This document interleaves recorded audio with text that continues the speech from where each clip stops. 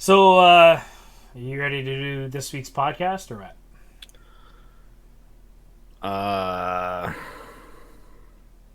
Uh, yeah. Hold on.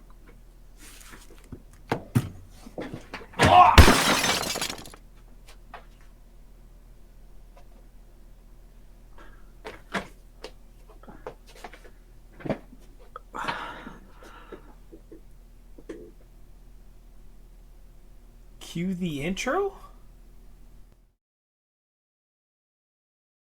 The following presentation has been brought to you by HSF Productions. The Impromptu Wrestling Podcast with your hosts, Nick and Giggin.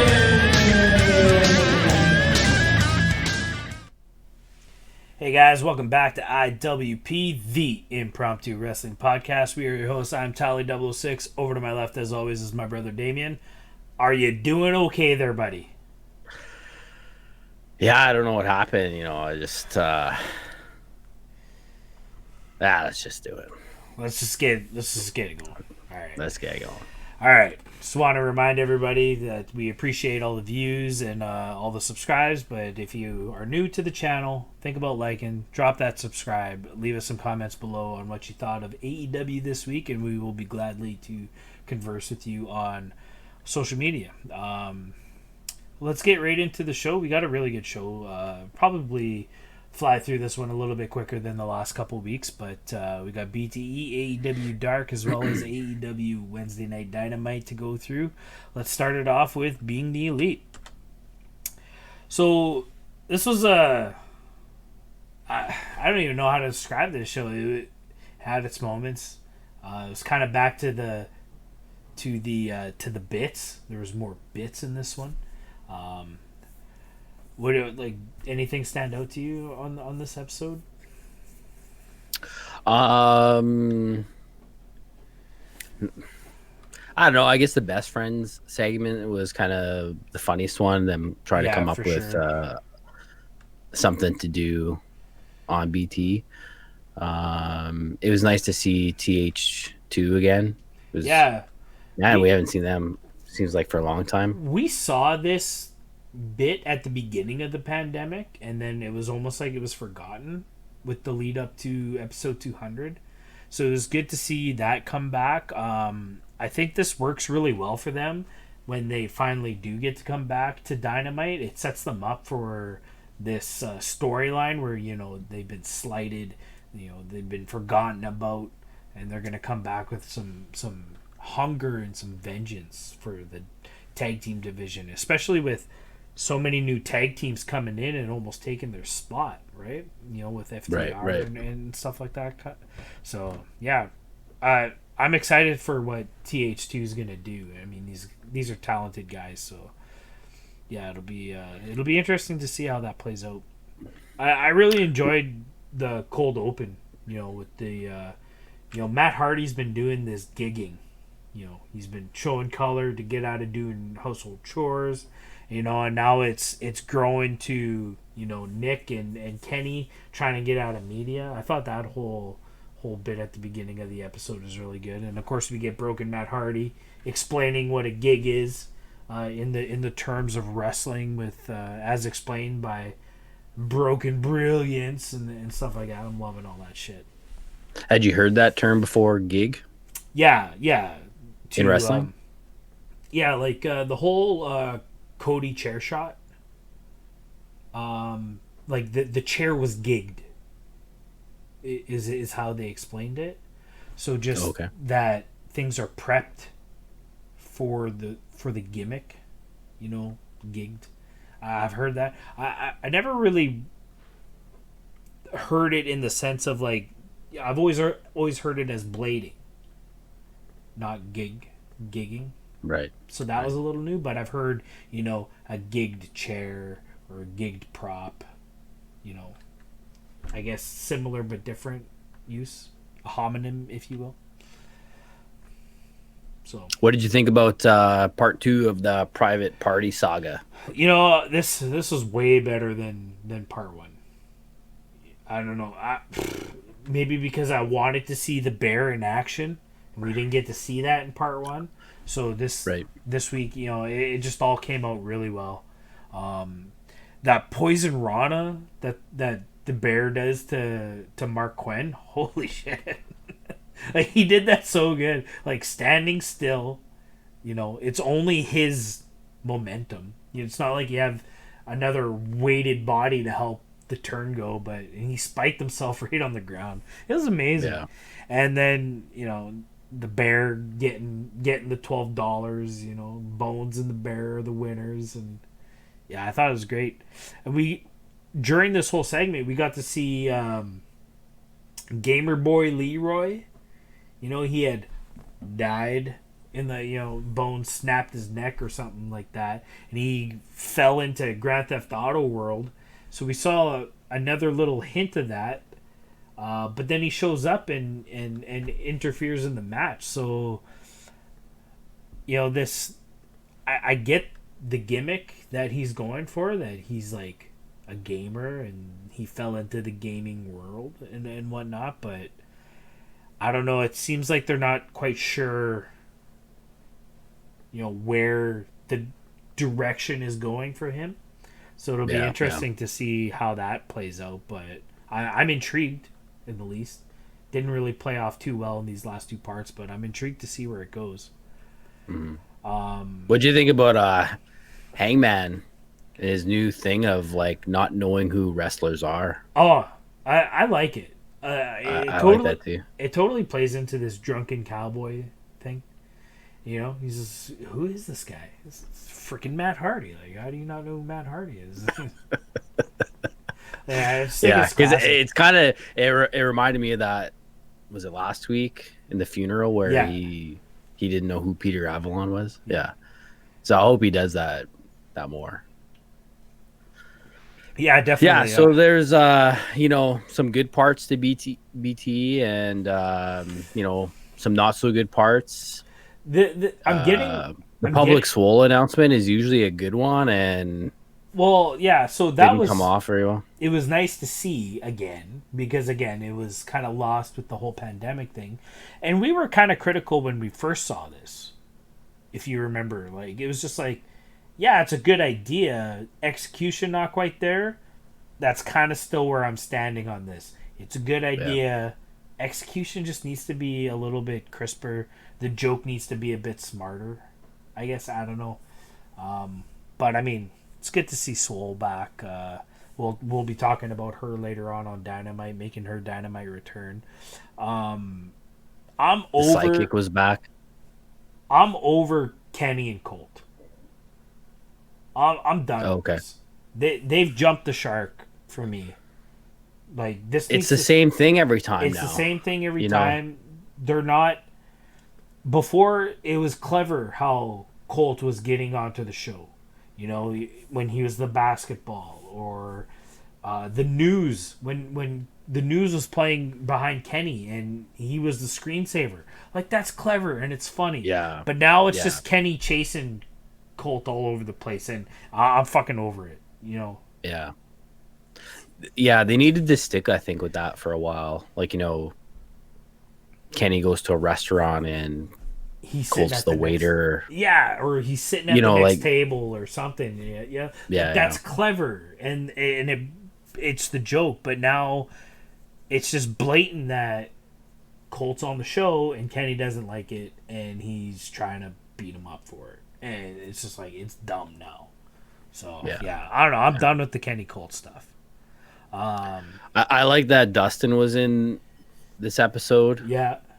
I think, I hope he gets more opportunities to be in it, because he's funny. Yeah, he's just a good character. One of the better psychic moments that we've seen. It wasn't too overbearing. Yeah. Because he didn't do a lot of talking. It was shorter too. Dustin's like, and then he did his little no money back or whatever, no refunds. He sat down, he did his spiel. Dustin's like, this is freaking stupid. I'm out of here. And it was done. And then we got to see the bunny. Or sorry, Allie. Sorry, I forgot that you don't. Yeah, that's not the it's bunny. Not the bunny. Anime. No. But yeah, it was all good stuff, and it's a good show. It was a good episode. Definitely recommend checking it out. Let's keep the show rolling. Let's get right into Tuesday night AEW Dark. This is episode 36 from Daly's Place. Shorter show than we've seen in the past couple weeks, but still, match heavy. There's some great matches on this week. What did we see this week? We had 5 matches. The first match featured Billy Gunn versus John Skyler, which we had seen one time before. Right. We even actually had some bits in this one as well. So after that first match, we had the Natural Nightmares and Brandy and QT pulling up in a blue Corvette. So maybe we'll talk about that in a bit. In the next match, we had John Cruz and Joe Alonzo. We were really liking Joe Alonzo there. They were up against Butcher and the Blade. Butcher and the Blade take that one. Then we had Christy Janes versus Keelan. I think it's Kylan. Was it Keelan? Kylan King. And you were kind of saying you weren't sure who was going to win this one. Yeah, this is one of the first dark matches that, we didn't know who was going to win this match, because essentially these are two fairly new superstars getting into the ring together. So yeah, this is really intriguing matchup. Yeah. Neither of these ones have been confirmed all elite yet. No. As far as I know, they are not all elite. So Christy Janes takes that one, which I was happy about. In the next match, we had EJ Lewis and Big Game Leroy. So these are the two guys that we've met through BTE versus Proud and Powerful. I really like this match. It's a good one. Proud and Powerful take that one. And then in the main event, we had Brandon Cutler and Peter Avalon tagging up again to face Natural Nightmares. And Natural Nightmares take that one. So yeah, not as long as we've had in the past, but not as short as we've had in the past. So again, AEW Elite are watching our show for sure and taking our advice. I like that they had some bits in here, like some, I don't know what you want to call it, video packages, just promo like type stuff. Just segments. Yeah. It wasn't just match A, match B, match C. They're kind of making it into its own show, which it definitely should be. I don't think it needs to be an hour and a half like it has been, but yeah, this was a tolerable length of dark to watch, and we had great matches. Billy Gunn had a good match against John Skyler. Austin was there shouting his head off as always. John Cruz and Joe Alonzo did a good showing against the returning Butcher and the Blade. Hope to see them on Dynamite soon. As I mentioned, the Christy Janes Kylan King match, like, this was a match where, I mean, we talked about it last week. You asked the question, had we ever seen two jobbers wrestle each other yet? And the answer is like, no. And not that these girls are jobbers, but I mean, they're two lesser known, debuting new superstars. And yeah, they're not main roster. They're not main roster. And, which way was this going to go? And there were some near falls near the end of this match where it was just like, oh my God, like the kickouts were, meaningful. It was a really great match. I suggest going out to watch it. And EJ Lewis and Big Game Leroy, like EJ Lewis was a guy during these private party segments on BTE. I was like, this guy can move really well. Like, I'd like to see what this guy would do in the ring. And then we got to see it. And working with veterans like Proud and Powerful, like, this match came off really well. They got stomped essentially, but I mean, still, it was an entertaining match. And of course, Brandon Cutler and Peter Avalon still losing. And I'm thinking, like, I put it out there last week, but I'm officially putting it out there. I want to see Lee Johnson versus Brandon Cutler. I think that'd be a good matchup. Lee Johnson has to go over. And then, maybe a John Cruz or a Joe Alonzo versus Peter Avalon, and then they go over. And I think that would be great for the story. Yeah. Of course, we're still waiting for that double count out time limit draw between Brandon Cutler and Peter Avalon. That's got to happen. Still saying it. Yeah. And what I was just thinking is, so one of them is going to win eventually, but wouldn't it be hilarious if the win comes by an accidental interference from the other one of the other guys? So let me give you this example. Okay. So Brandon Cutler's in a match. Peter Avalon comes out to try to ensure the loss, but ends up making Brandon Cutler win. Right. Right. And then he's just all mad. So Brandon Cutler, he's dominating the match. It's clear he's going to get his first victory. And Peter Avalon comes out there and tries to chair shot the other guy so that it's a DQ against Brandon Cutler. But the guy ducks out of the way and he smokes Cutler. And then Cutler gets the win by DQ or something. That would be interesting. Right. Yeah. That might be a funny way to sort of break this greatest loser title. I like it. All right. Write it down. It's all right. 4 bonus points. 4 bonus points. Okay. Again, definitely great show of AEW Dark this week. Go check it out. Great matches, especially that women's match between Christy Jane and Kylie King. Man, she can dance. She can dance, man. She's got her hips don't lie. Shakira. All right. Let's move on to this week's power rankings for June 3rd, 2020. All right. There was absolutely no changes from last week. So our 2 champs, John Moxley, Cody, still the same. MJF, number 1 contender, followed by Lance Archer, Brody Lee, Kenny Omega, and Darby Allin. In the women's division, we have Hikaru Shida, our champ, Nyla Rose, the number 1 contender, Chris Statlander, Britt Baker, Yuka Sakazaki, and Penelope Ford, rounding out the top 5. In the tag team division, we still have our Omega Page as the champs, Best Friends still number 1 contenders, followed by Natural Nightmares, Private Party, Dark Order, and the Young Bucks.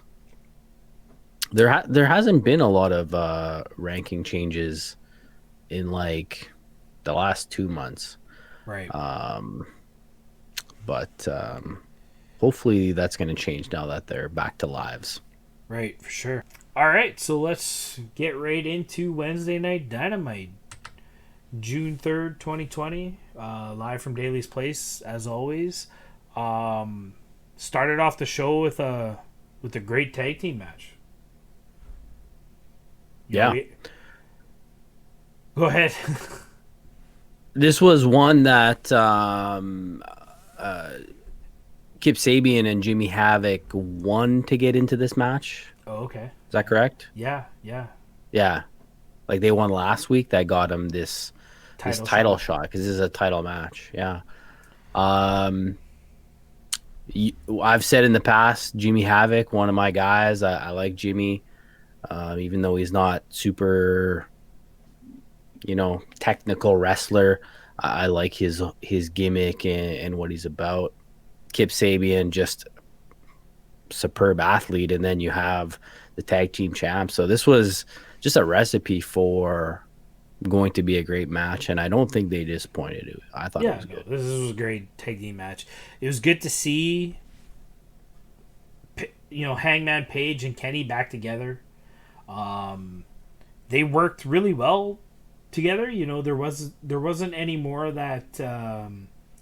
The hinting of are these two working together? Is Adam Page? There really wasn't any moments of that doubt. This was straight up. They worked together. It was a hard hitting match. They had their troubles. Penelope Ford gets involved. Rick Knox has to throw her out. It was a big moment. JR, being the old man creeper that he is, he's like, that's horseshit. He should have never thrown her out of the match. And I thought that was funny. It's like JR trying to get over, like, what's going on? But So, Yeah, do you think that this storyline between Omega and Paige is changing? Like they have been more buddy buddy, right? They're going for drinks together and yeah. stuff like that. They bailed on Dynamite last week to go hang out at the hotel room. You know, so I don't know. Like maybe things have changed. Maybe they just forgot what the story was. But I'm sure we'll Or find out. this is going to make the turn even more shocking. I think I think that's what it's going to be. They're going to set it up like, Yeah. oh, they're working so well together now. There's got to be that moment where they've buried the hatchet and Hangman's all in with the Elite once again, and then he turns and it's like, holy shit! Like, did that just happen? Yeah, maybe. Yeah. It's good This stuff. move that they do at the end. The last call. Yeah. Did we hear it called the last call before? It's like the first time I feel I Picked that noticed up. it. I want to say this was the first time, but I'm not 100% sure. Yeah. I mean, it makes sense with all the, the drinking and stuff like that. So, yeah, I Yeah. thought it was cool that they called it the last call. Yeah, I'm pretty sure they've always just referred to it as the buckshot lariat V trigger combo, which does not roll off the tongue. So Yeah. Excalibur, you mentioned that he calls these moves, makes these moves up as they come, right? So he might have just thought like, this movie needs a name. This is their finisher, and the last call, it works. It works. Yeah, I like it. I like it. Let's move on to another segment on the show. This was a video package. We saw, I don't know if we didn't mention it, but earlier in the week, Tully Blanchard kind of put out this social media video promo of him basically chastising Sean Spears for having Tully's face on his crotch, and in this embarrassing moment, referring to Double or Nothing, which I thought this was great. Like, this was I mentioned it during the Double or Nothing review portion of last week's show, how like I don't get why Sean Spears keeps catering to this comical essence. Like he's a comical guy and he can pull it off, but I think he's better than that. And I think this pulls the 180 for him, as is having Tully kind of be the bad guy in the situation. Like, the hell are you thinking? You need to be better than this. And then this video package piggybacks that, where Tully's had some time, to think about it. I don't know if he actually apologizes, but I mean, he's empathetic about what he said earlier in the week.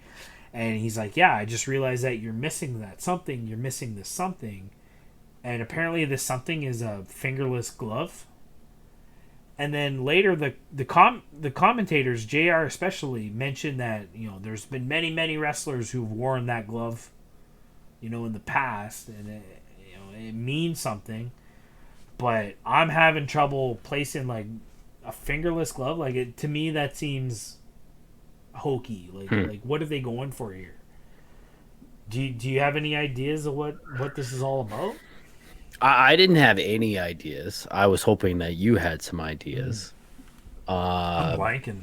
But like, if we're thinking of, do you think it's just wrestlers that have worn fingerless gloves? Like, who do we have? Taker, Diesel, yeah. Like, but is that what they're going for? I don't know. It just seems. Yeah. I thought maybe it was something like maybe a past character that he played. Maybe like Perfect 10 before that had like gloves or something like that. Right. I don't know. I don't get it. Or is it a Tully Blanchard thing? It might be. Like, I mean, that's way before both our times. So yeah. I don't know. It's tough to say. But yeah, I agree with you. I like that. It makes that Double or Nothing make sense now. Yeah. And I'm hoping that like that was a plan, right? Like they made him look ridiculous only for him to like now we're gonna get the new better version of Sean Spears.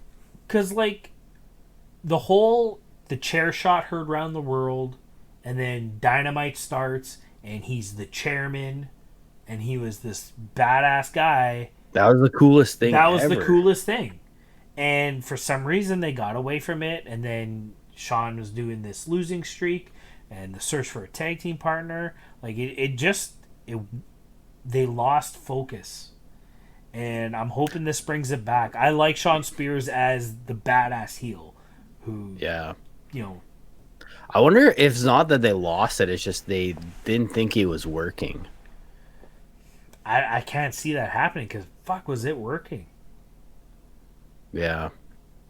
I don't know. It's tough to say. I guess it depends on what they feel like. Is it the reactions that say it's working? Because Sean Spears really got a bit hokey once the whole pandemic started, and he's kind of buddy with MJF, and they're betting, and like, to me, Sean Spears needs to be the chairman. He doesn't talk to anybody, and kind of does his own thing. This is what I want to see for Sean Spears going forward.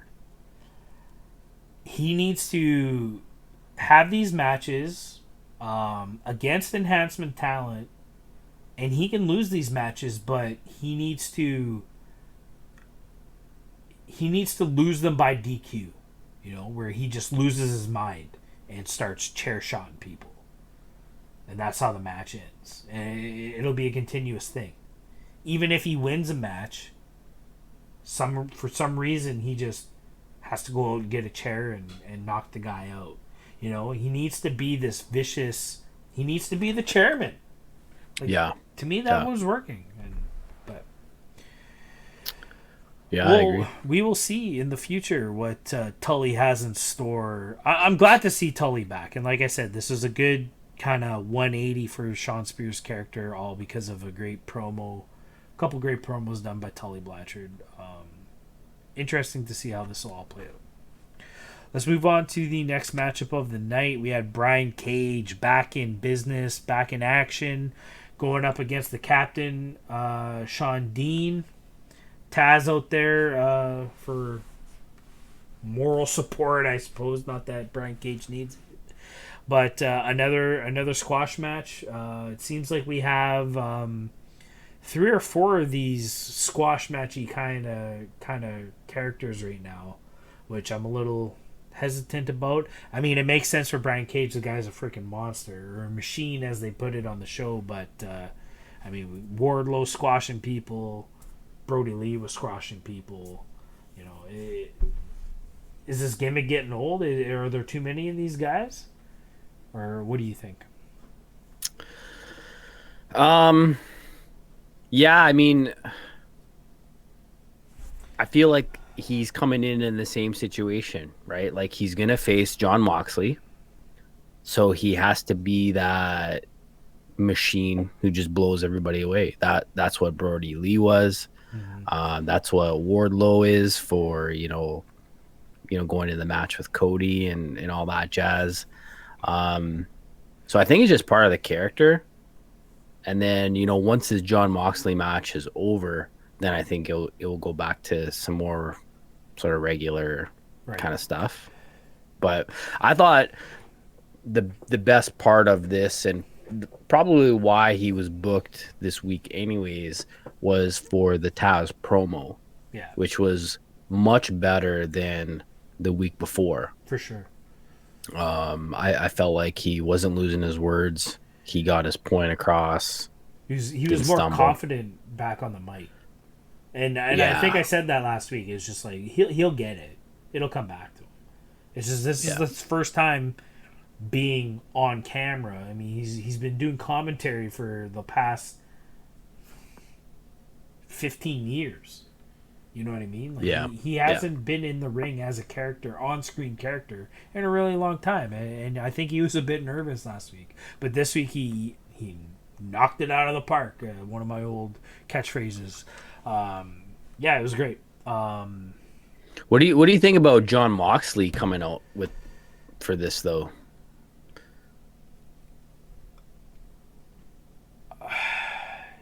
Now that you say it, because I was thinking that sometimes I just like a promo to just be a promo. You walk out, and it leaves you thinking till the next week. But we kind of I had didn't really that. feel.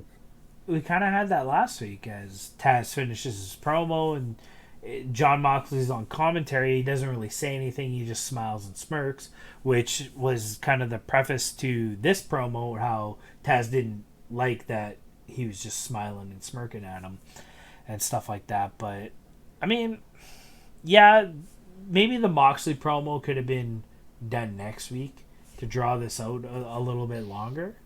Yeah. But, I mean, I'm not mad at it. Maybe the other thing, too, is that like Moxley has to come out from the crowd or and it just takes too long. It's not like just like a regular sort of interrupt where you come out of the curtain and then you're on the mic right away. You know what I mean? What? So I just felt like it lost. Yeah. But at the same time, for Moxley's character's sake, it's not like you could have just did, where he comes up on the screen and he's just like, hey, and he does his promo from back there, where it's a quicker kind of interaction. You can't do that because Moxley's not scared of anybody. So you can't hide behind the camera. He needs to be there in the face and show that no fear, which I think is the purpose of it. That was the purpose of Moxley coming out, getting into the ring. Mm-hmm. There's a whole moment where Taz was just like, before you step in this ring, you better think about what you're doing. And then Moxley's like, well, yeah, I'm getting in the ring. Like, I don't fucking care. So, I mean, I understand that that's the purpose of what they were going for, but I agree with you at the same time. Like, yeah, maybe he doesn't come out. Maybe nothing needs to be said. Next week, Moxley comes out, gives his answer, and then Brian Cage and Taz can come out to the ramp and confront him, and they can have the face-to-face confrontation that way. That might have worked better. Yeah. Or even he has the mic as he's coming down the stairs, and he's already doing some talking. I don't know. I don't know. Yeah. It just doesn't seem to flow for me. I get what you're saying. Yeah. What did you think of the match overall? Brian Cage versus Shawn Dean. Yeah, I like Shawn Dean. He's done good in everything that he's done so far in AEW, and even though it was a squash match, they did it right. And we got to see the drill claw again and confirm that that's what I guess they're going with this move as a name. So I don't know. What do you think?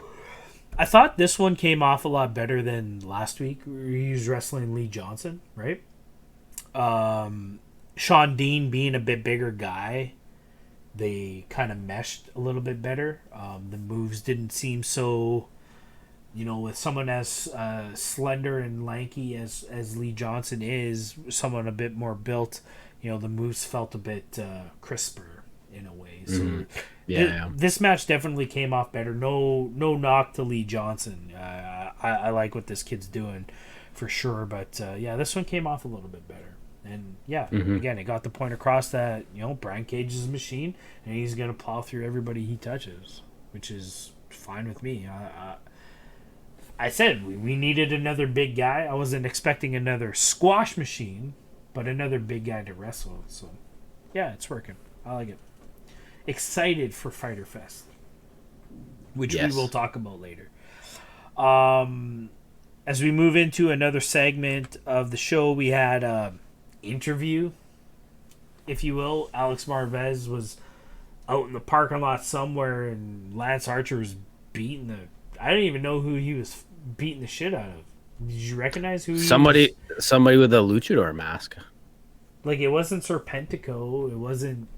Definitely wasn't Ray Phoenix or anything. So maybe this is another kid that we're gonna see on Dark in the upcoming weeks, hopefully. But yeah, this kid took a absolute beating from Lance Archer, and the most interesting part of this segment is that Jake didn't do the talking in this one. This was all Lance. What did you think Yeah, of What did you think of Lance promo abilities? I thought it was good. It was pre-recorded, so I mean they could have done 50 takes. I Right. doubt they did. But yeah, it was good. I mean, I don't think he really needs Jake, but Jake definitely added to this too because he was just Well, like, yes. trying to stop him. And I thought in the silence, Jake also did really well in this interview. So What I thought was yeah, go ahead, finish your thought. Sorry. yeah, no, I was just I'm looking forward to what's next for Lance. What I thought was really interesting in Jake's part is that he looks worried. He looks Almost scared. scared, hesitant, and like this is a shift in the character after after this loss to Cody at Double or Nothing. Maybe Lance is uncontrollable now, where Jake was kind of holding on to the reins, but now this loss has elevated Lance's anger, his aggression to this level where not even Jake can control it now. And the line after Lance goes off camera and Jake just kind of puts his hands on Alex's shoulders and just says, "I'm sorry, man. I'm sorry," and goes after him. Like, this is kind of interesting. Like, maybe Yeah. maybe this is the shift away from, Jake was kind of the vessel to get Lance Archer into the show and have a purpose for him, but now he doesn't need him anymore. Right. Right. Interesting to see. I don't want to see Jake leave, but So, do you have any ideas for Lance? Like, where do you feel he should be? I'm not sure what they're gonna do with him now. Do you think I had one idea? I thought maybe Here. he could be a part of Fighter Fest. Like maybe he's a part of this Moxley cage match, like in an interference capacity, a way for Moxley not to lose the title to the Machine. That's a good What do idea. you think about that? And then it sets up a storyline for Lance to go after the AEW World Champion, which is where I think he should be. Yeah. Or even to go on and give Brian Cage somebody to work with, for the next little while. I think both of those scenarios work. Well, I would like to see Brian Cage, Lance Archer, have a quick little program to set up a number one contendership for AEW World Championship going into All Out, which will be Labor Day weekend. Sorry, we just had Memorial Day. So yeah, it's interesting to see. I don't know what they do with him now, though. Does he just go on to keep squashing people? I mean, which like I said, we already got Wardlow doing that. We already got Brody Lee doing that. We got Brian Cage doing that. Yeah, I don't know. Where does Lance go from here? I don't know. But I think we should get our viewers in the comment section. Where do you think Lance fits in the landscape of AEW at this point? Yeah, that's a really good question. Leave it in the comments below. Let's move on to the announcement. It was basically the part of the show where we officially get the announcement of Fighter Fest. It was still up in the air. It was still kind of undecided how Fighter Fest was going to play out, but they made their decisions. I guess because of the pandemic, CEO, the gaming convention isn't happening this year, which is where Fighter Fest fit in. It was kind of part of that convention, that gaming convention. So that obviously not happening. So AEW taking it upon themselves, essentially like Bash at the Beach, essentially like the Jericho Cruise. We're going to have a special episode of Dynamite, 2 episodes of Dynamite, 2 weeks in a row. We got July 1st and July 8th, both Wednesdays, both Dynamites, but they're going to be labeled as Fighter Fest. Basically a 2-night extravaganza, free pay-per-view live on TNT, and yeah, it's gonna be good. I'm excited to see what other matches are going to be on this card. We do know for sure that it will be the AEW World Championship match, Brian Cage versus Jon Moxley. All the titles are on the line, so. Oh, is that something that they had mentioned? They had mentioned that, yeah. So we don't currently have Sheeta working with anybody right now, so that'll be interesting. Right. We got the tag team championships. Lots of tag teams, yeah. And and FTR and the TNT championship match. So yeah, it'll be interesting to see how they lay it out.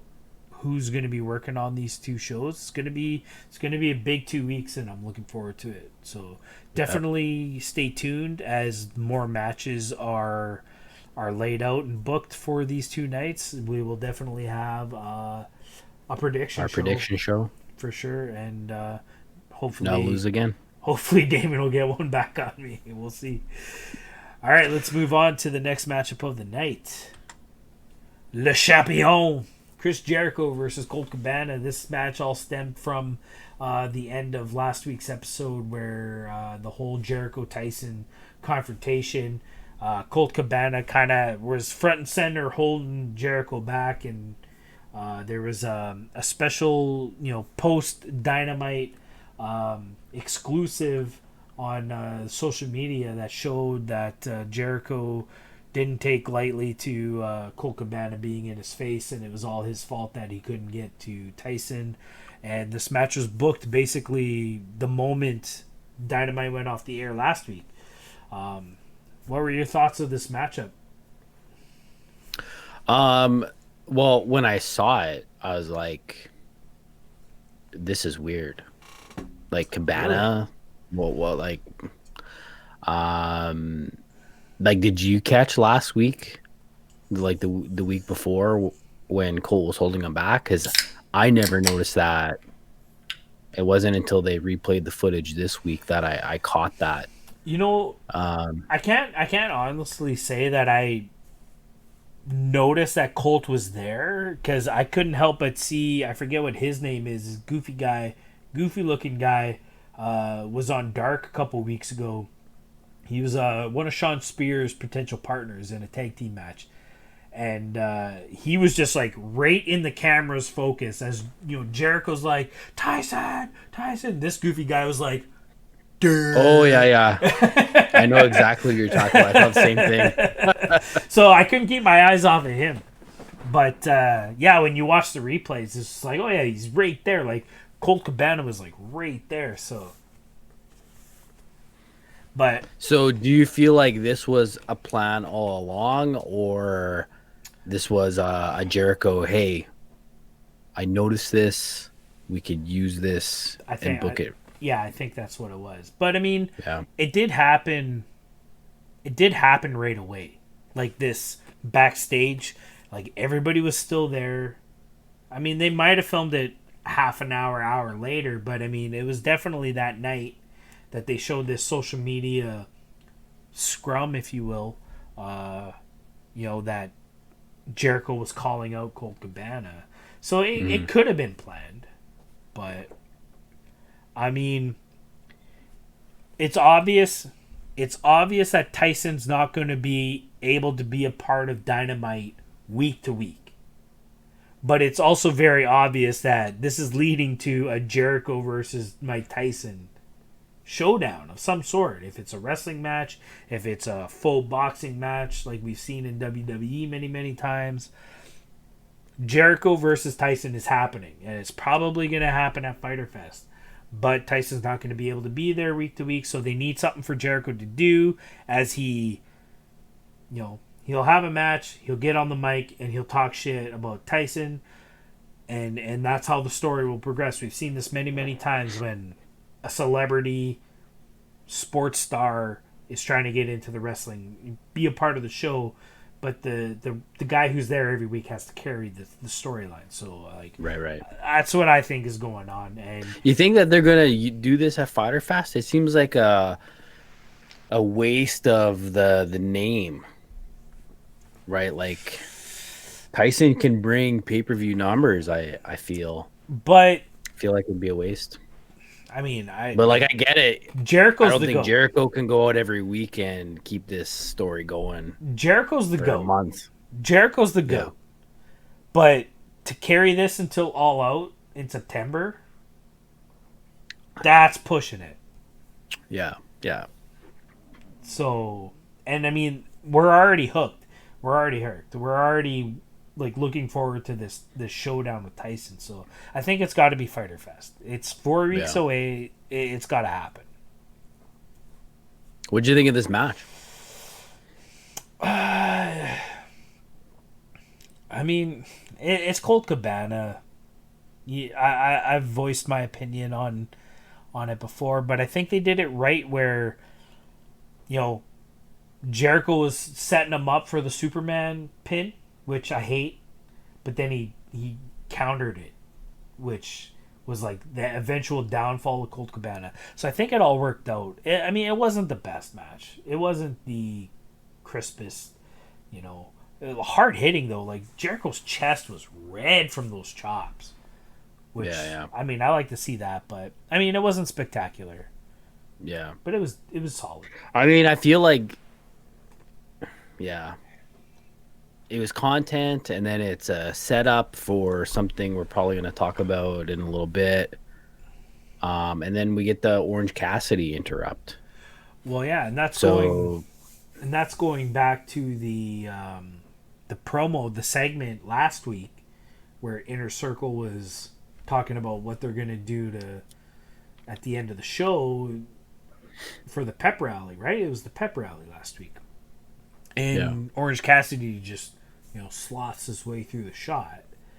So, yeah, I'm assuming it's Jericho Orange Cassidy next week on Dynamite. Yeah. It's got to happen. That's what I'd put my money on. So, I mean, I like all that. That's fine. I like the Orange Cassidy interrupt, and I like this match next week. It works, and it again, like you say, it keeps Jericho going every week without Tyson being there to build up this, potential match. But Jericho's still gonna be talking about Tyson every week. That's for sure. That's the thing, right? So yeah, looking forward to it. I like how Orange Cassidy. I think maybe how about Jericho Orange Cassidy in a boxing match? Jericho will build it up as, I'll show you my moves. Right. Be scared of me, that kind of idea. And then, Orange Cassidy doesn't know how a boxing match works, and he's not going to try. Stuff like that could work. He can't put his hands in his pockets because he's got freaking gloves on. Right. So that doesn't work. That's fucking genius. Yeah. Three bonus points. 3 bonus points. All right. Well, I mean, Jericho goes over. I like how they set up the Judas effect in this match. It was one of the cleanest setups to the Judas effect I felt in the last little while. I feel like people are afraid of the Judas effect. And I can see why, because it's kind of a blind. Like, Jericho can't necessarily place that shot right. He's not looking at the person he's working with. Right. So I feel like some of the guys, they kind of turn and they don't really take it. But I thought Colt Cabana really took this well. Yeah, that's what I mean. And it looked really believable. The whole setup was perfect, and one of the cleaner landing Judas effects we've seen. Yeah. I want to say it was like maybe a best friends match where it just looked awful. Like, I think Trent really turns on it hard, and it doesn't even look like he really hits him. And it's an awkward timing because usually the receiver is coming off the ropes and Jericho's just hoping that they're there almost. The spinning back fist, like this whole thing was set up from the Kenny match at All Out for the AEW World Champion. That's when Jericho unveiled the Judas effect, I believe, right? Yeah, I think so. Yeah. No, Double or Nothing. Double or Nothing. It was Double or Nothing last year. The whole setup. I can't remember. But anyways, the whole thing was that Jericho was, training in MMA. And, I've seen so many spinning back fists. But, I mean, that's when, two guys are standing toe-to-toe and the guy goes to lunge in for a punch and you slip it and then you come back. Like, that's how it works. The guy's not running at you, which is where I think that the move ends up missing the timing is messed up for it. I mean, I understand it's wrestling and it's got to look like that, but yeah, I think that's where it comes off. But yeah, Colt, the whole setup, and Colt took it like really well in this one, so it was good to see. Let's move on to the next segment. I mean, we've been talking up Britt Baker for a while now, doing her heel thing. There was this was like a video package of her like recovery or whatever.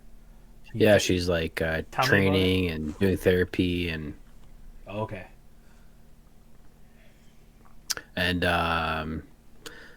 yeah, it kind of starts off legit, and then Britt starts not putting in the work and, wants lighter weights and things like that. I was a bit confused about this whole thing, but, it's just coming up. It's a comical sort of thing with, her and Rebel and whatever. So, I don't know. Is that her name? I feel like this was kind of... Her real name is Rebel. But in that first time we meet her... It was Reba, right? She calls her Reba, yeah. But now they're referring to her as Rebel? Well, her name was Rebel. Like, when it popped up on the screen, she said it was Rebel. Okay, so they've changed that then. No, Britt was doing the Chris Jericho, where she calls her by a different name. Yeah. See, that's even better. Yeah. I didn't even notice that. Yeah. So, yeah, this segment was kind of a miss. It was kind of comical. I get what they were going for. But they're just setting the stage for this confrontation that we see after this next matchup, right? Probably, yeah. So let's talk about this next matchup. We had the returning Big Swole after 2.5 months, I think they said on the commentary, going up against former AEW Women's Champion Nyla Rose. Again, this was... I mean, I guess you're trying to shine up the returning babyface in Big Swole, but again, Nyla Rose selling when she doesn't need to sell. I feel like everybody is really confused on what her role is in AEW, and it's starting to hurt her character. What do you think? I agree, and you know what? I even thought watching this match that like she was having trouble picking Swole up. Right.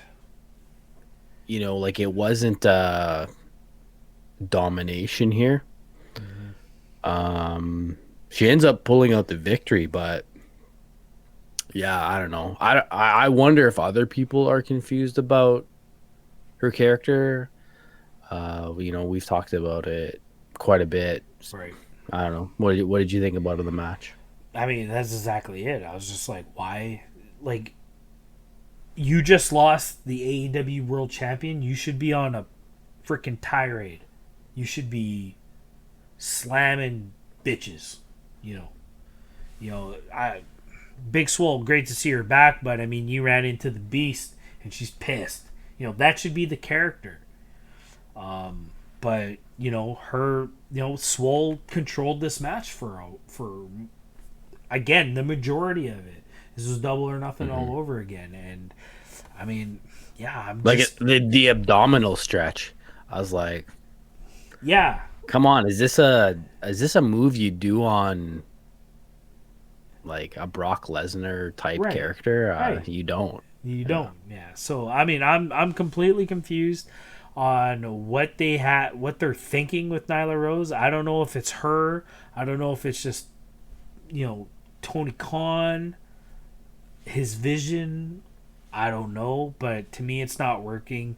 It's ruining her. I really, really liked Nyla Rose. That whole build up when she finally beats Riho, and the whole "I'm only gonna be a one-time champion," like that's all gone.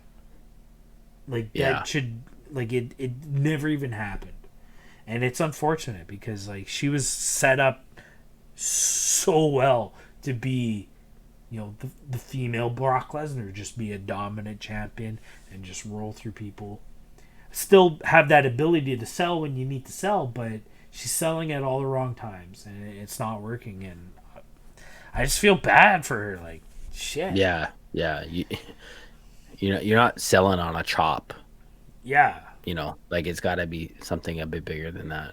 For sure. But let's talk about the end of the match. Tony Schiavone was out there to interview Swole. 2.5 months out of action, you're back. How do you feel? And she's like, yeah, I'm upset with how it turned out, but I feel great. I'm excited to be back. And then we get the interrupt with Britt. Rebel damn near runs Swole over through the barricade. She doesn't know how to drive a golf cart, apparently. That was quite the... I don't know if that was on purpose or what, but I liked it. Is that what she was on? Like a gator or something? Yeah, I mean, it was the same... Something like that? It was the same golf cart that killed Sammy the other week. It was that same machine. Okay. It's just they had Britt set up in the wheelchair. I like that they're playing, Rolls Royce.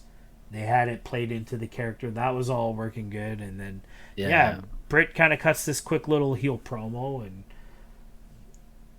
what do you think of this matchup? Is this where it's going to go? It's going to be Swole versus Britt going forward? Yeah, I guess it depends on sort of the extent of the injury, or was this segment just more of a build up for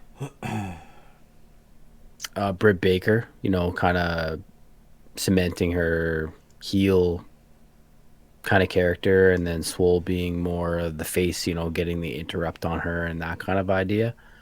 I don't know. Have we heard anything more about the status of Baker? So I've only heard one thing, and this was even before Double or Nothing, is that the injury isn't as serious as it was first documented, as they first thought.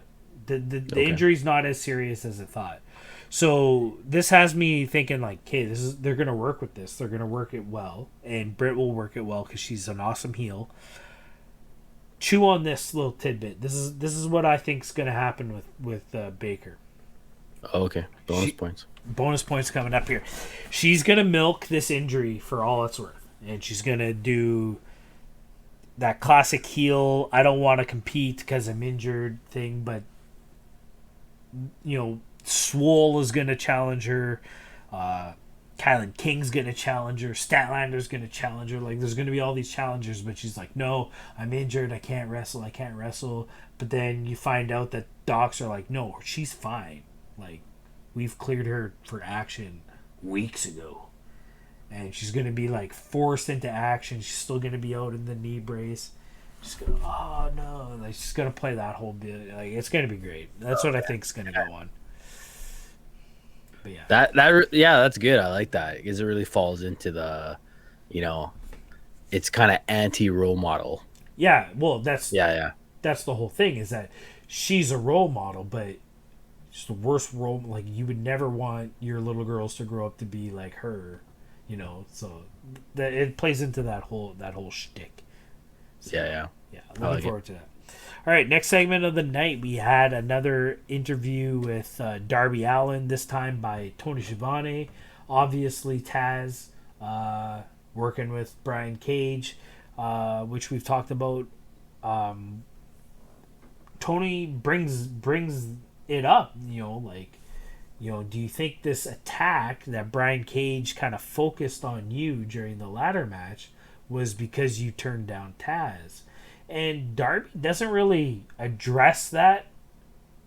He just kind of talks cryptically about how, I may be injured now, but, whatever he says, I can't even remember. But he doesn't address the fact that Taz sent Brian Cage after him because he denied Taz. That was never addressed. What did you think of this whole segment? Yeah, just another cool segment by Darby Allin. I like the whole not answering the question and being cryptic. It fits with his character. I expect to see, some of his packages where he's going to be wearing the Cage or Taz face at some point, I'm sure. Right. So, yeah, always looking forward to Darby stuff. Darby, we got to get this kid in movies, ASAP. He never looked up at the camera. He just sat there.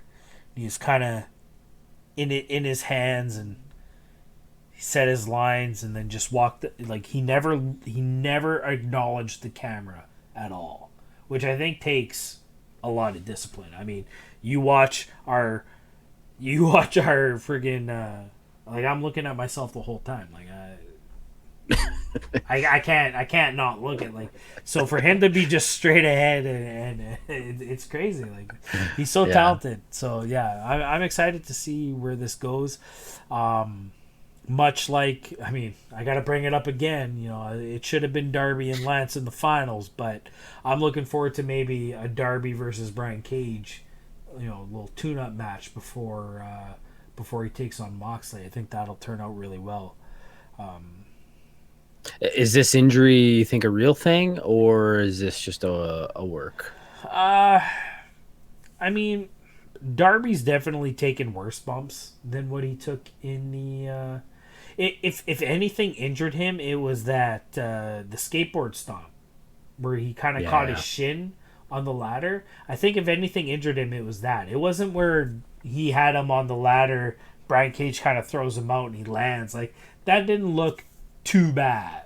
He's definitely taken worse, but you never know. Sometimes it's the simplest things that tweak something, and now you're out for 3 months or whatever. So right, who knows? I feel like it's a work, maybe just an excuse to take some time off. Darby worked hard during the pandemic, and he might be taking some time off in the next couple of weeks, but maybe he's got a project or something going on. Yeah, in ring. Anyways, I'm sure he'll still be there for Dynamites to film these little cryptic interviews and stuff, which is fine. That works. It's part of his character. I like it. Let's move on to the next segment of the evening. We had a very highly anticipated sit-down interview with Tony Schiavone with the new tag team on the block, the much anticipated, lot of news, a lot of hype around these guys. FTR. What did you think of this whole, I thought this whole segment was just perfectly executed. Yeah, it started from the very beginning. Tony asked the question, what does FTR stand for?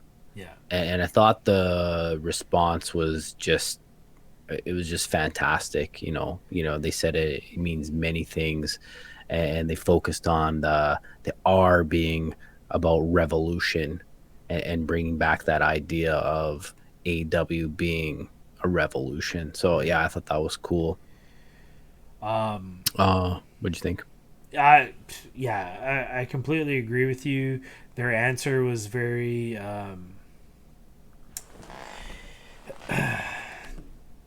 they seem to be a laid back version of the Revival, where the Revival was kind of all business and they were very intense, where these guys FTR seems a little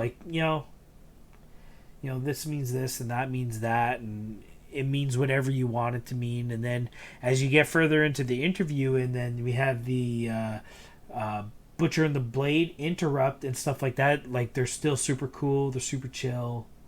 You know, like, if you guys want to settle this, let's meet next week. You know, and they're super chill about it. You know, Cash throws the water, and they walk off, and they're so chill. Like, I like this kind of laid back. They don't need to be intense anymore because their work will be the intensity for them. I like everything about that. So I think this interview really helped set up the characters that they want to portray going forward in AEW. Yeah, even their outfits that they're wearing, you know, the boots and the ripped jeans and leather jacket. You know that. Yeah. What did you think about Tony asked them, you know, who are you looking forward to facing at AEW, and they don't mention the Young Bucks, and then Tony kind of says, "Hey, what'd you think of that?" That's perfect because they know that we want them to say the Young Bucks. They know that the whole world wants them to say the Young Bucks. We want to work with the Young Bucks. So yeah, don't give them what they want. And we want to work with the Best Friends and, you know, whoever else. And they mention, I love the fact that they mention the champions. They're not even a real tag team. Yeah. Because that was I don't know if you listened to the FTR Talk is Jericho, but that was the whole thing, is that they were there to be tag team wrestlers and to reinvent the tag team division in WWE, which has been grossly disrespected for the past 20 years. Like, it's been a long time since the tag team division has ever meant anything. And the Usos, hello. Fuck off. That's just a rip at the vanilla bread. Thanks for, you know, getting my point across.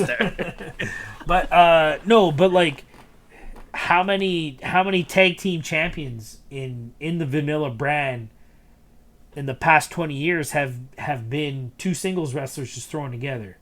You know, just coming to mind, we have most recently Seth Rollins and Buddy Murphy. One of the better singles tag teams to be put together, Cesaro and Sheamus. Cesaro and fill in the blank. You know, he's been tag team champions with so many different people, Tyson Kidd and whoever else. Kane and Daniel Bryan. Really way back, Undertaker and Stone Cold were tag team champions. You know, like, that's what the tag team championships mean to the vanilla brand, which Dax Harwood and Cash Wheeler took very much offense to. You know, tag team championships and tag team divisions belong to tag teams, and these guys are a tag team. They're old school tag team, and I don't even know where I was going with this point, but I mean, I'm so happy they're here. Let's just say that, and I'm looking forward to it. I love that they just totally disrespected the Young Bucks. That's where I was going. You know, calling out that Hangman and Kenny Omega are not a real tag team, but they're the champs, and that pisses them off. Yeah. So, I mean, so is this a match you think we're gonna see Fyter Fest? Well, or is FTR going to go for the belts? I wonder how this is all going on. For some reason, I feel like we already have a number one contender for the tag team champion. Like, didn't the Best Friends earn that, right? Like, aren't the Best Friends number one contenders right now? They are, but I mean, that just earned them a match. Doesn't necessarily mean they're the next in line. Like Sabian and Havoc had a title match, right? So, I mean, I feel like FTR has all the time in the world to build that up. I think they go forward with the Best Friends getting their title shot at Fyter Fest. I would love to see, as much as I like the Best Friends, I think Hangman and Omega maybe retain at that point, and then that puts FTR in the spotlight to go into All Out for the championships, and then that leads into the breakup, the Hangman heel turn. Everything falls apart. FTR becomes the champions, and then input Young Bucks, and then that can go into Full Gear, and we'll get our, however they want to do it from there. But for 5 bonus points, I say FTR are the next tag team, AEW tag team champions. FTR, the next ones. Okay. They take the belts off of Kenny and Hangman. I think I agree with that. They have to, just for the reason the 5-minute rant you just went on. Right? Yeah. Like Kenny and Paige represent everything that tag team wrestling is supposed to be. Yeah,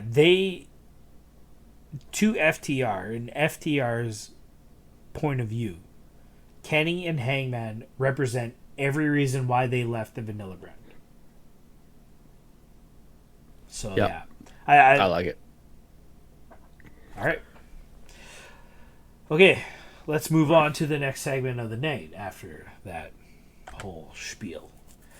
We had another interview, Alex Marvez getting a word in with Colt Cabana. Marvez was busy. He was busy today, yeah. I haven't seen that guy so much since All In. Yeah. He had an interview with Colt Cabana, really gassing him up, like, hey, this was probably your best showing. How you feeling? And, Colt being Colt is just like, yeah, it might have been my best showing, but I still lost. And he was really upset. And then enter Brody Lee, the Exalted One, with the Evangelist. Brody doing a good job, like, loss, just a chance for lessons and change, and we're here if you need us, kind of thing. And I forget. Oh, what did the Evangelist say as he walked out, headed in the water model? He said something. Do you remember what it was? Yeah, no, I don't remember. But it was. I think that was like the key. Fuck, I should have looked that up before we went on the air. But I mean, that was kind of like, that was the exclamation point, the punctuation at the end of the sentence of the promo, and I think it really held a lot of weight. And Colt, I didn't like that Colt was just like, I mean, I'm not, I don't care what those guys say. But then he drank the water, so it's almost a symbolic thing that he might be thinking about it. But I think if he just didn't say anything at all, and just, took his sip of water, I think that would have did more for it. I'm not sure where they're going with this. They've been teasing a lot of Dark Order potentials. Nakazawa, Colt Cabana. There's a lot on the table. I mean, even Peter Avalon and Brandon Cutler have had their run-ins with the Dark Order. So, I mean, yeah. I've said it many times before. I'm looking forward to the next expansion to the Dark Order. I was really pumped when Preston Vance signed, if you want to call it that, or joined, I should say. Just quickly bringing up number 10. We didn't even get an update or anything. Like, is his arm broken, and how long is he going to be gone? Would you think of the lack of update? Like, this is kind of a big deal. This is Moxley. The champion injured this guy, and they don't even talk about it. I mean, I'm not a fan of it, but we've seen it a lot, right? Where we're just like, we don't hear about somebody for a couple of weeks, and there's a lot going on, pandemic, and then we had the FTR, the TNT Championship. Like, there's a lot of like kind of stuff going on that you can't just cover everything, right? So yeah, I feel like Are you feeling like this is a Barry? It almost seems like a Barry, right? Like here today, gone tomorrow. For number 10? Yeah. Yeah. Yeah, maybe he's already out of the Dark Order. But you know what? Know. As you were talking about this, for 100 bonus points, I have like a really cool idea. Slow down.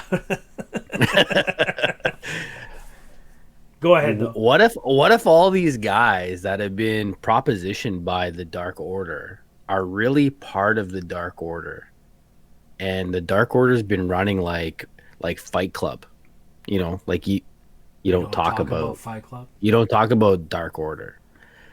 Really, all of these guys have been a part of the Dark Order. We just haven't saw yet, and then at some point, boom. Dark Order is the hugest faction in AEW, and they're the next NWO. That's interesting. That's an interesting take. I do want to see that NWO style faction where it's just there's 10 of them. The past 20 years, we've seen these 3-man stables, 4-man stables. DX was maybe 5 or 6 at one point. Nexus was probably the last real big stable where there was 6 of them. So yeah, I'm kind of craving that big. I mean, you can argue they're already there. Essentially, there's 10 of them, right? Of the Dark Order, but I mean, they're all nobodies. I mean, no offense to 6, 7, 8, 9, but I mean, yeah, you're nobodies. And until Virgil's part of Dark Order, I don't think they're considered quite a that'll be NWO the faction. That'll be the moment. The switch. Yeah. Virgil, Dark Order. If Virgil shows up in a fucking gimp mask, I'll lose my mind. All right, let's move on to the main event of the evening. I was serious. 100 points. If Virgil joins the Dark Order, 100 points. 100 points. We keep saying bonus points every week. When are these being applied? I don't even know. I don't even know. All right. Main event of the evening. This matchup was set last week with the Battle Royale. Jungle Boy was the victor, so he gets his championship shot at the TNT Championship. I said that weird. But this was a big deal. This is the first title defense for Cody. There was a lot of mixed reviews on this match. Curious to what you thought of this matchup. I have mixed reviews. I thought there was some good stuff. I thought there was some weird things. Both really athletic guys, so I'm expecting a real athletic match, and I think in parts of that they proved that. I thought the character of Cody was weird, like the sort of relentless, almost at times anti-face, like more real heel type things he was doing. Right. But I mean, there's a size difference here, and I just don't know that Jungle Boy is just at that level of like Cody's a big guy. Mm-hmm. Well, yeah, especially compared to Jungle Boy. Yeah. I mean, I thought I'm not sure if it was JR or if it was Tony, but they mentioned that this could be Jungle Boy's best outing, his best performance, which I agree. Like, he really stepped up. There was a good majority of this match after a certain spot that I'll bring up in a moment. After this certain spot, Jungle Boy really took over this match. He was controlling it, and I think he did well in that setting where I'm dictating the pace of this match and almost like if you were to compare it to like old school wrestling, like Jungle Boy was calling this match and controlling it, which we haven't seen before. But I mean, this spot, this is where all the controversy comes from. There's a lot of mixed reviews from a lot of wrestling personnel. Is Cody showing color? I mean, we just assume it's Cody. He's gonna bust open, right? It didn't surprise me, but what surprises me is how much people disliked the move. What did you think of Cody showing color? People keep saying he did it the hard way, but I mean he didn't. He did the what?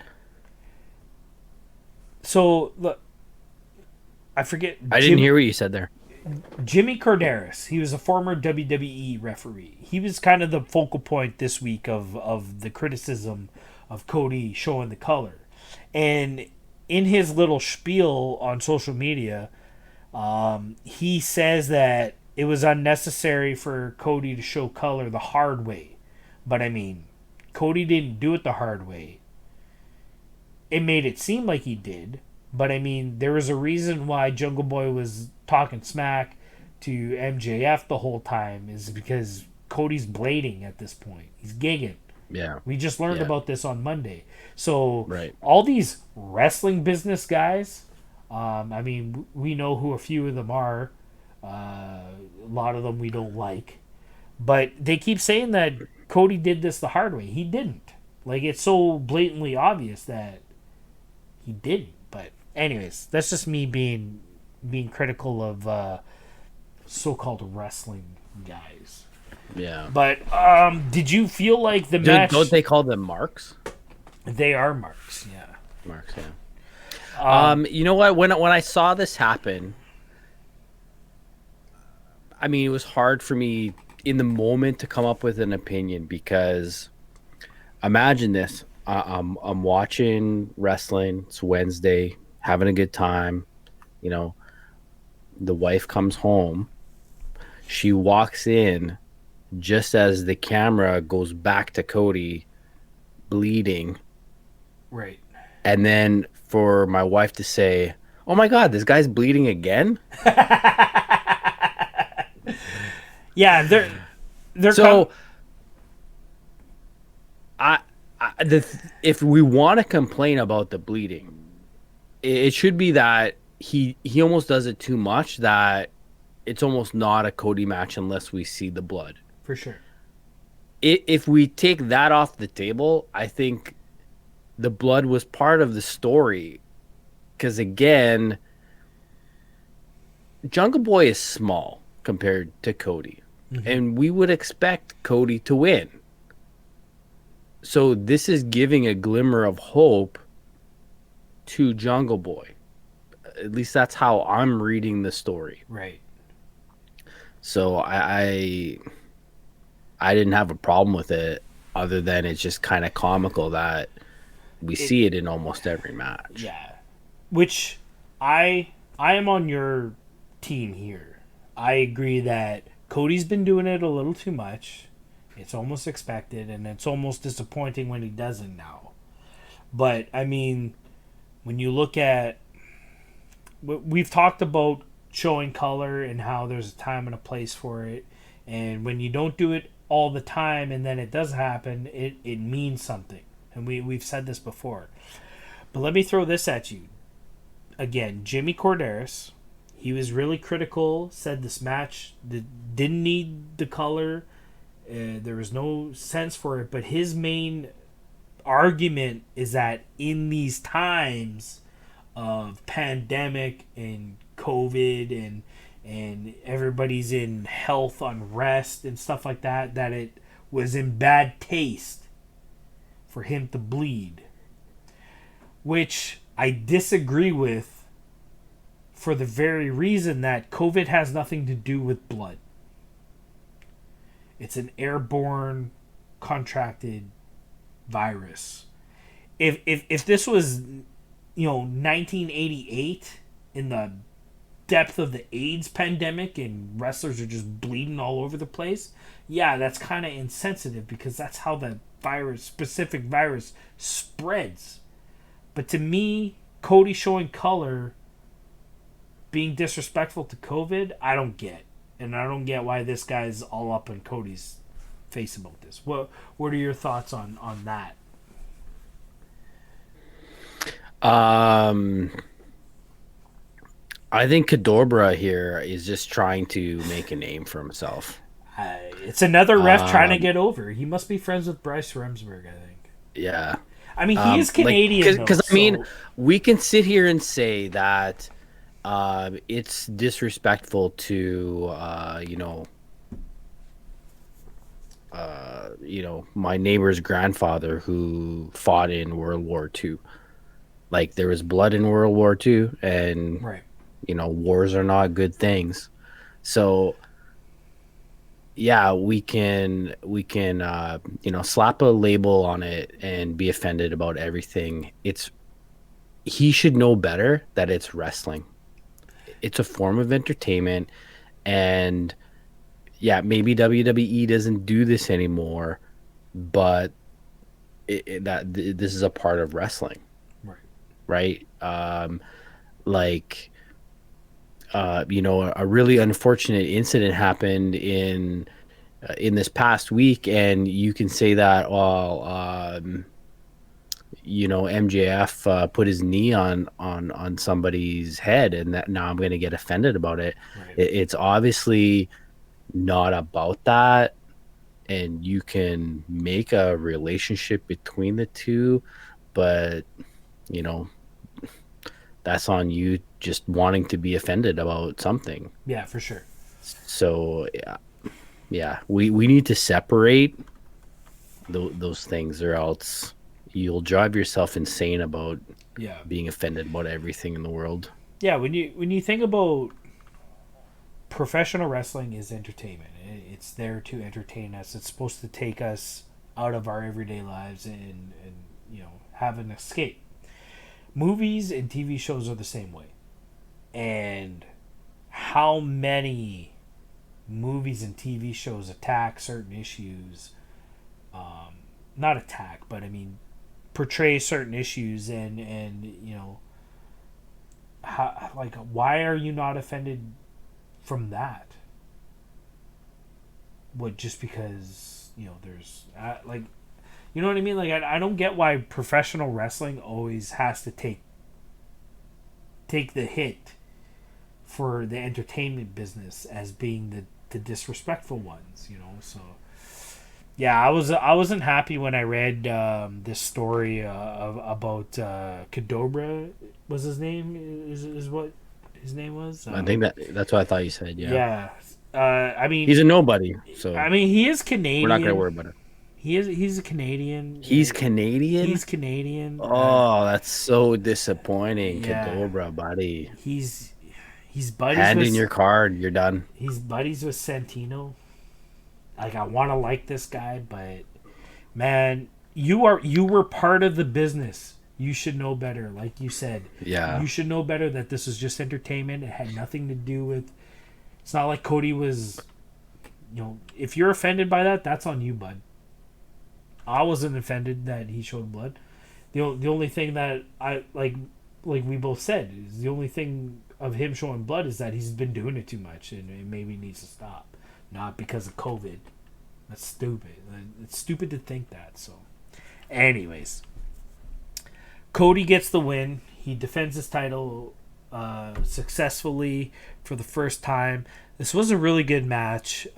It was a little awkward at times, but Jungle Boy definitely showed up for this match. He really showed that he is capable of getting one over on some of these bigger guys. I feel like they did a good job of making it work in the storyline of how Jungle Boy was able to take control over Cody with the headbutt on the cement wall and stuff like that. But Cody grits it out, gets the win. One of the most devastating crossroads I've ever seen. Like, Jungle Boy took that well.